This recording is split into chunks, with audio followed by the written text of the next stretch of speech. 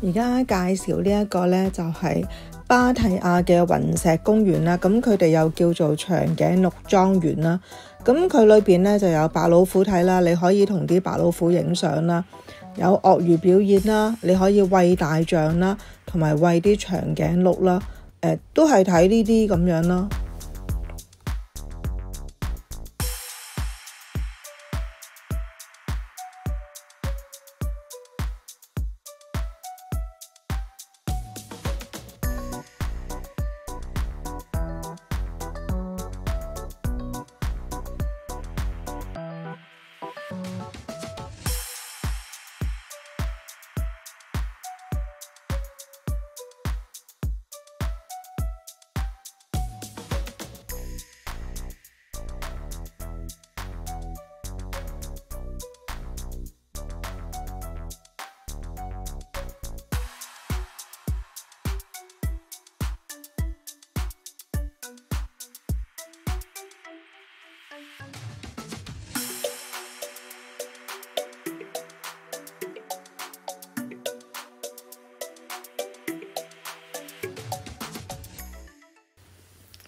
而家介紹呢一間呢，就係芭提亞嘅美人魚餐廳。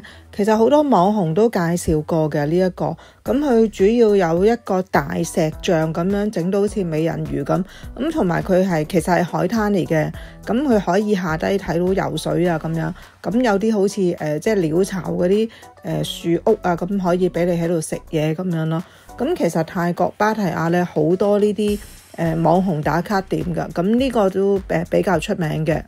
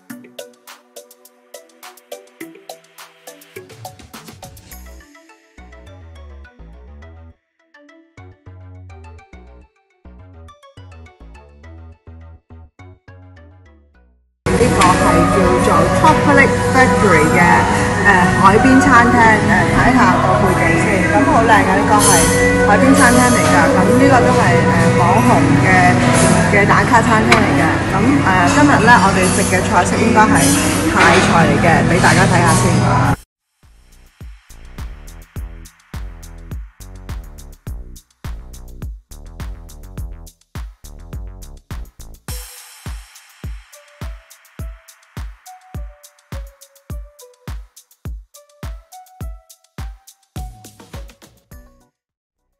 我今日咧就晚餐咧就係呢間芭提亞嘅叫做 Chocolate Factory， 咁係位於呢個美人魚餐廳嘅隔離，咁係對住個海邊，好靚啊呢一個。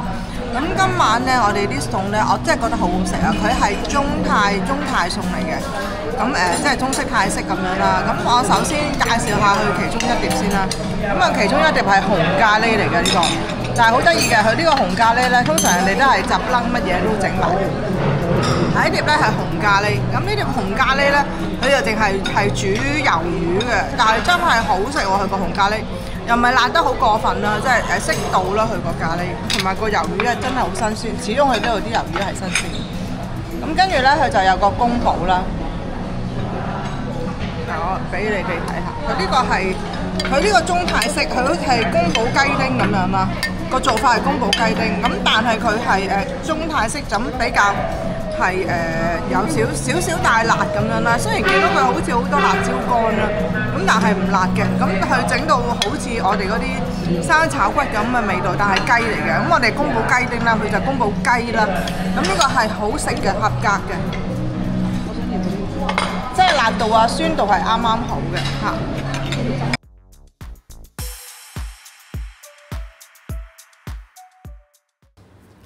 家介紹呢一個呢，就係芭提雅嘅人妖 show， 佢大約呢就好似拉斯維加斯式嘅歌舞表演，絕對呢係冇成人嘅色情成分嘅。佢所有表演嘅藝人呢，全部都係跨性別人士，即係我哋叫人妖啦。咁全部都係擅長跳舞、唱歌同埋扮唱，即係而家興乜嘢咁佢就扮乜嘢。譬如 K-pop 啊，或者佢哋泰國嘅主題文化，或者我哋廣東嘅主題文化呢，佢哋都有嘅。佢哋每晚呢就有3場表演，每一場呢大約就係90分鐘。門票呢就係由900匹至到1200匹，如果 VIP 位呢，即係前排呢，就係1500匹。開場之前呢，佢哋就係會有一班演員呢，咁就會喺門口出邊呢，咁就 show 俾你哋睇啦，同埋邀請你哋合照。但係呢，你要同佢合照呢，就係每一次係200匹嘅，個個呢都身材火辣嘅，咁我都覺得值得去睇一次嘅。同埋佢哋嘅表演呢，都幾專業同埋幾精彩㗎。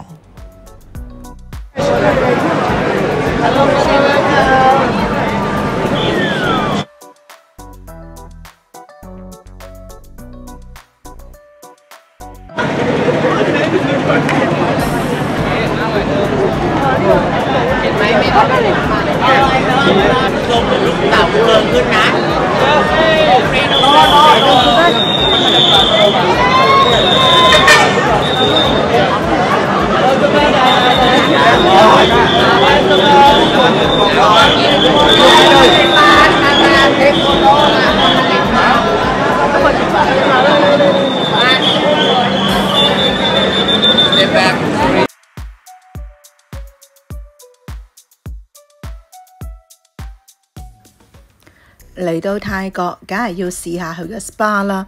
呢個咁出名，咁導遊呢就帶咗我哋去一間近酒店附近嘅，咁2小時就係2000泰銖，即係港幣460蚊，都幾舒服嘅。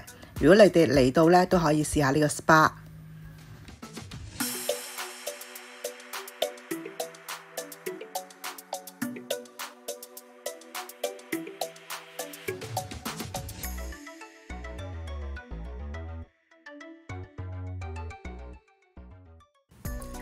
而家介紹呢一間呢 Terminal 21呢，佢嘅主題呢就係以環遊世界呢個概念。佢每層呢都用唔同嘅城市呢嚟做主題，有巴黎啦、東京啦、三藩市咁樣啦。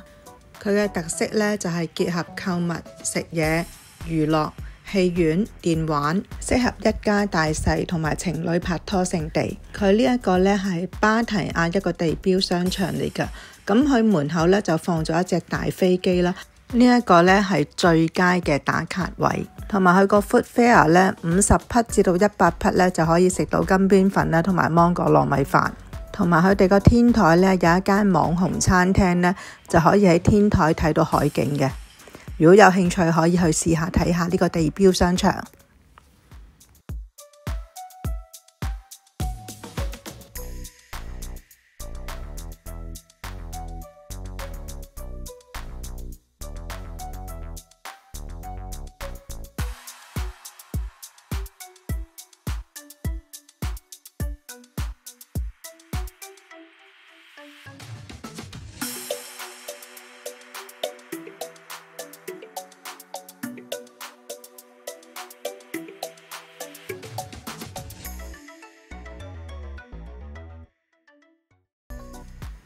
順便一提呢，如果大家想買手信呢，就可以去呢間 Big C 啦。咁呢一間呢係大型嘅連鎖超市兼商場，裏邊呢就有無數嘅手信，佢價錢呢有啲呢仲係平過機場添㗎。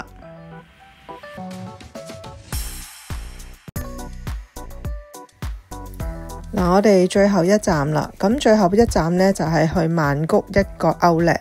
咁呢個 Outlet 嚟講呢，就係叫做我去過咁多個 Outlet 嚟講呢，佢就係最唔落後噶啦啲款式，因為我見好多呢都係上年嘅款嚟嘅，咁佢都係遲1年呢，咁都叫做最新嘅 Outlet 嘅，咁都多嘢行嘅，裏邊仲有一個 food fair，個 food fair 好大嘅，好多嘢食嘅，呢個 food fair 啲嘢係好食嘅。同埋佢啲衫呢就真係平嘅，咁我哋都買到衫。呢個 Outlet 我都覺得係推薦嘅。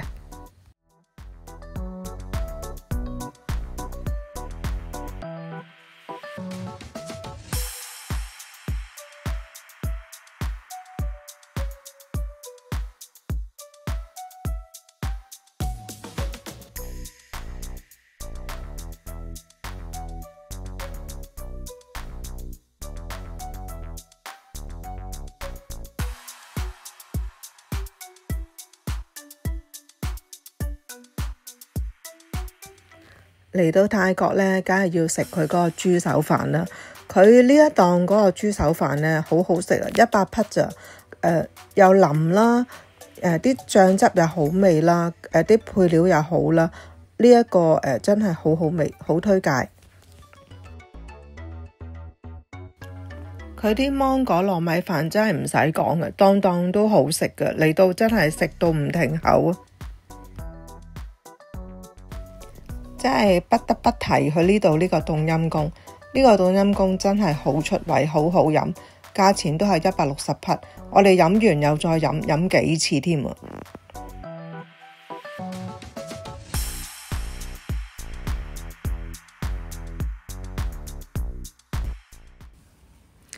終於5日嘅行程呢就完啦，咁呢我哋又要返去香港啦。咁而家呢一個呢就係曼谷機場，佢裏邊都幾靚嘅，咁同埋都有啲嘢行嘅，有名牌啦，同埋有小食啦。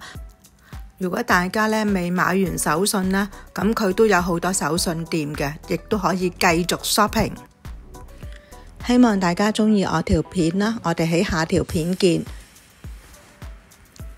如果鍾意我嘅頻道呢，就幫我訂閱、點讚同分享啦。好，拜拜。